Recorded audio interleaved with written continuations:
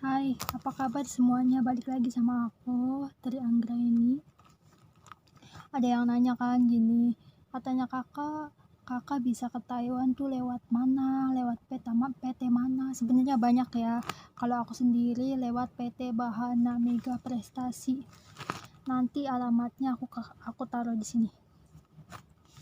Terus persyaratannya apa? Kalau aku cukup KTP, kakak sama akte. Sebenarnya sponsor minta ijazah, cuman aku nggak ngasih, sayang kan. Ijazah ditaruh di PT takut hilang ya. Kalau misalkan sponsor kalian minta ijazah, nggak usah, simpen aja. Kita kan sekolah kan capek 3 tahun, ntar hilang gimana. Terus kontraknya berapa lama? Kalau Taiwan 3 tahun, Singapura 2 tahun, Hong Kong 2 tahun. Terus gimana kalau misalkan pengen ke Taiwan, ke Hong Kong, ke Singapura tapi kita belum bisa bahasa? Gak usah khawatir ya, nanti di PT kita bakal diajarin. Prosesnya berapa lama nyampe kita berangkat ke sini? Tergantung nasib-nasiban. Meskipun aku terus temenku belum bisa bahasa, kalau misalkan majikan di sini ya butuh, ya kita cepet terbangnya. 3 minggu udah terbang loh. Ada yang nyampe 6 bulan, 7 bulan, itu nasib-nasiban kita ya, beda-beda, tiap orang tuh beda-beda. Kalau Singapura cepet, soalnya kan bahasanya Inggris. Kalau Hong Kong aku nggak tahu dah. Kalau Taiwan Mandarin. Paling kalau jaga ama gitu, ama aku yang orang dulu Tai. Dan juga aku waktu pertama datang ke sini tuh disuruh apa, sambil jalan sambil mikir ngomong apa, gak apa-apa. Lama-lama karena sering denger dia nyuruh juga itu mulu, dan kita lama-lama terbiasa ya kan. Terus itu persyaratan itu tuh buat bikin paspor. Boleh pakai sponsor, boleh mandiri, gak apa-apa. Kalau kaliannya pengen daftar sendiri, ya daftar sendiri, gak apa-apa, gak usah pakai sponsor. Enaknya kenapa aku lebih milih Taiwan, karena kontraknya 3 tahun kan. Aku mikirnya gini, takut nanti aku gak betah 2 tahun, Singapura 2 tahun, Hong Kong 2 tahun, nanggung. Ya udah aku milih Taiwan aja sekalian kan, 3 tahun biar dapat hasil gitu, biar dapat tabungan. Kalau kalian pengennya mau coba-coba, mau Singapura dulu yang deket, nggak apa-apa. Ini kan aku, tiap orang kan beda-beda kan. Terus apa lagi ya? Di sini kalau di Taiwan pabrik sama PRT. Kalau Hong Kong PRT aja, Singapura juga PRT. Bedanya PRT di luar negeri sama di Indonesia. Kalau Indonesia tuh PRT babysitter, ya masak, ya nyapu, ya jaga anak, semuanya dikerjain. Kalau di sini di luar negeri, misalkan job kamu tuh jaga anak, ya udah kamu ngurus fokus ke anak. Terus kalau kamu misalkan job kamu tuh jaga akong gitu, kakek gitu, ya udah kamu konsen ke kakek. Masalah ya ada juga sih yang sambil masak, tapi enggak fokus ke situ, fokusnya ke orang tua, jaga orang tua. Kalau di sini, kalau di Taiwan ya, di luar negeri gitu. Terus enaknya kan kalau di luar negeri kan, kalau PRT luar negeri, biayanya berapa? Kalau PRT tenang aja, nggak usah mikirin biaya. Nanti kalian di PT dikasih makan kok, di PT dikasih makan. Kalau di Bahana, aku kan daftar di Bahana. Bahana itu cuman bisa ngeberangkatin ke Taiwan doang, udah. Kalau kalian pengen ke Singapura, ke Hong Kong, selain Taiwan, kalian cari PT lain. soalnya bahannya nggak bisa ya kan, ketimbang kalian jauh-jauh nyari bahannya, tahu-taunya pas sudah nemu kalian nggak bisa gitu ke Singapura, ke Hong Kong, percuma, kasihan kan, sayang bensinnya. Terus jadi selama kita di PT tuh makan, belajar kayak gitu, paspor ditanggung semua, di cover sama PT. Nanti pas udah nyampe sini, pas kita udah bekerja, kita kena potongan. Kalau PRT 9 bulan, kalau pabrik 6 bulan. Pabrik itu bayar job, tapi tetap kena potongan. Itu potongan beda lagi, bayar job beda lagi.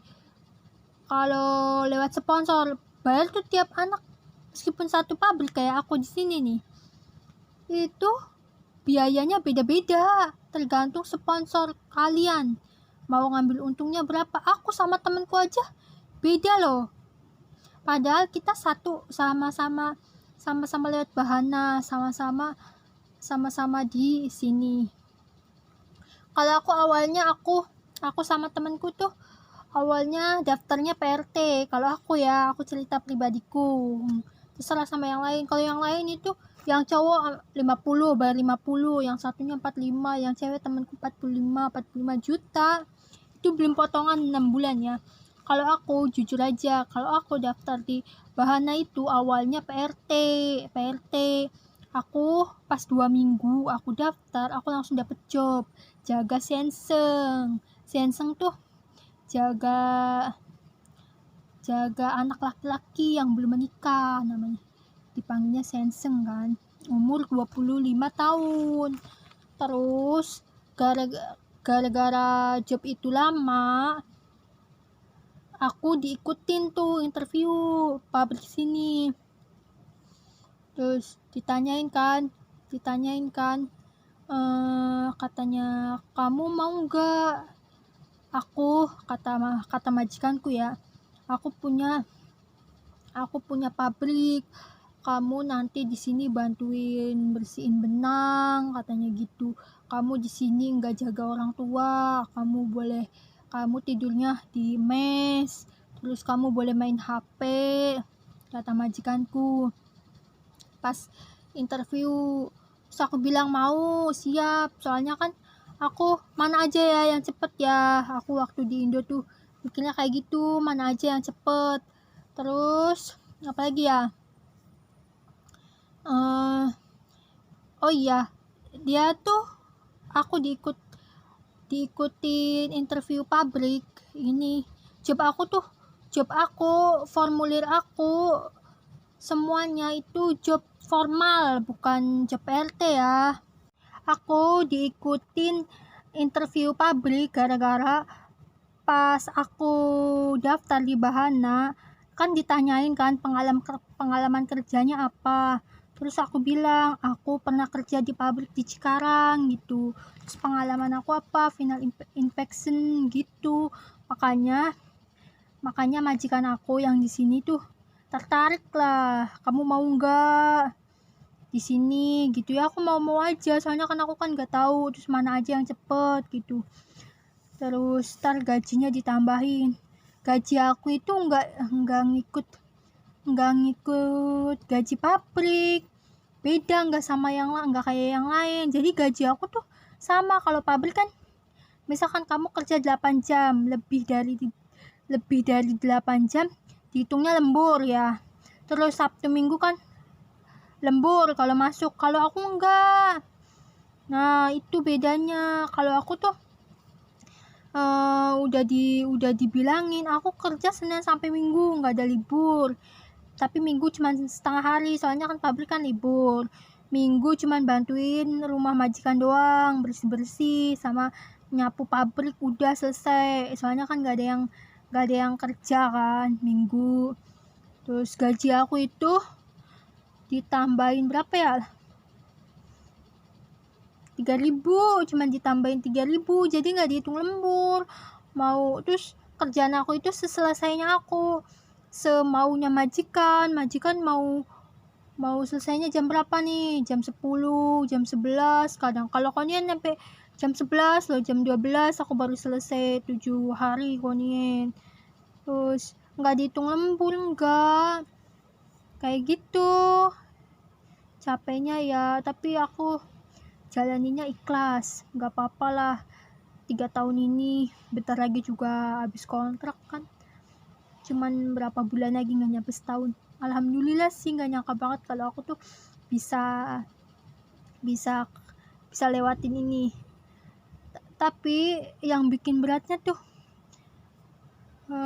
di sini bos aku tuh kayak apa ya, kayak kayak aku kerjaan aku tuh nggak sesuai job lah.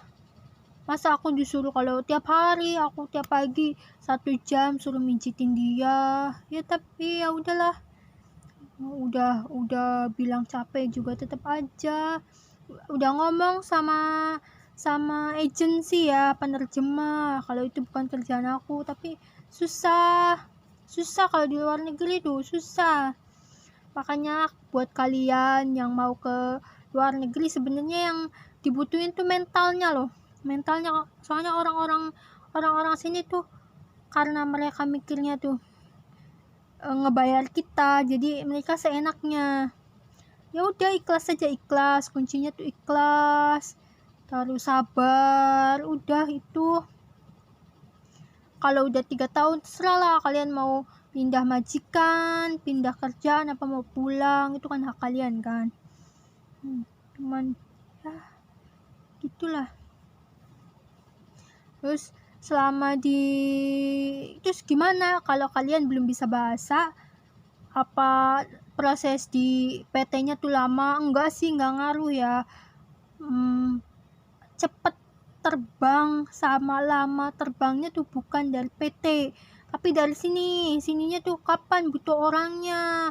Soalnya kan yang ngurusin kan sini, PT tuh hanya wadah aja gitu loh, wadah kayak nih aku punya orang segini, terus orang sininya tuh nyari ada nggak yang sesuai kriteria yang di sini.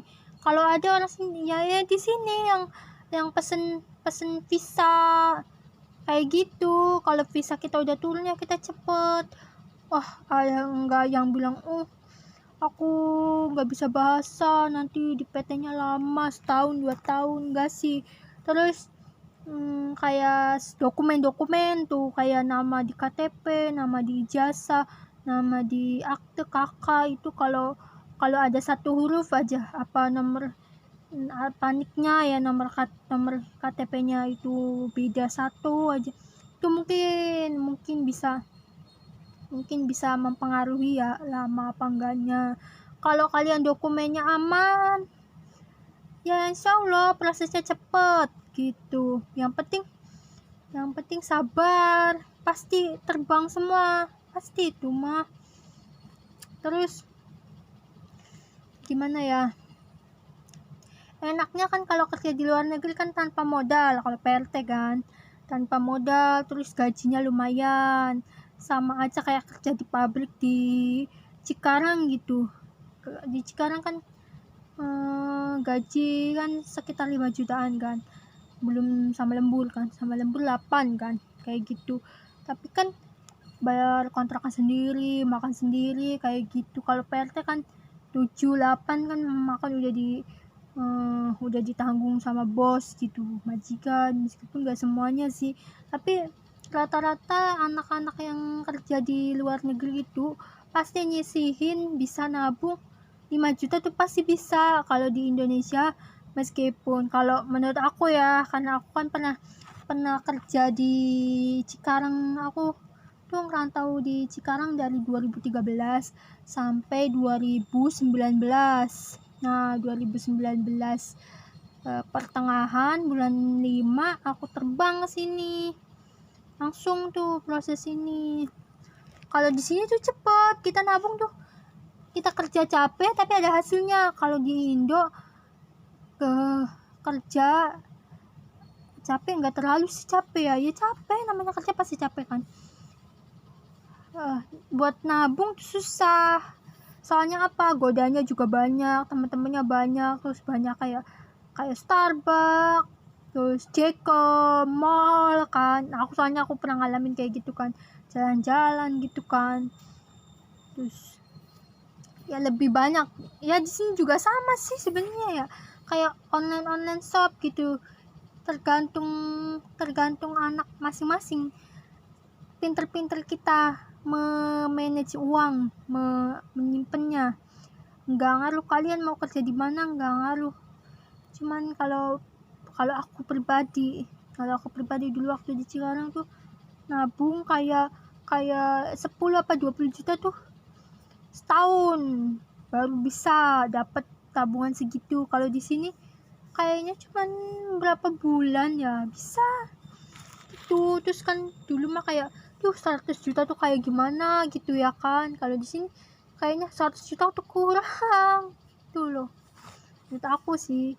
Terus kalau kalian udah ada di luar negeri, udah ada di Taiwan, Hong Kong, Singapura, manfaatin, cari modal, jangan dihabisin semua, karena kalian kan pasti pulang kan. Ntar takutnya pas kalian mau pulang, kalian mikir, kok aku nggak punya tabungan gitu. Nanti pulangnya malah lama, ngerantaunya lama, jauh dari keluarganya lama. Ibu aku tuh dulu TKW. Aku kesel, aku nggak deket sama mamaku. Apa ya, kayak nggak jarang ngobrol sama mamaku. Soalnya kan aku ditinggal sama mamaku dari umur 2 tahun. Sampai aku kerja, mamaku tuh jadi TKW. Aku ngerasain yang namanya hidup tanpa orang tua tuh. Aku ngerasain kayak kita tuh overthinking, jadi anak tuh overthinking, kayak ngebenci orang tua gitu. Padahal orang tua di sini tuh kerja cari nafkah. Mungkin karena ibu aku kan pengen bikin rumah sendiri gitu ya, jadi rantau bertahun-tahun. Ya namanya anak kan gak ngerti ya, kayak mama gak sayang sama aku gitu. Kok kayak katanya kok cari duit mulu, nggak mau ngurusin aku, kan namanya anak.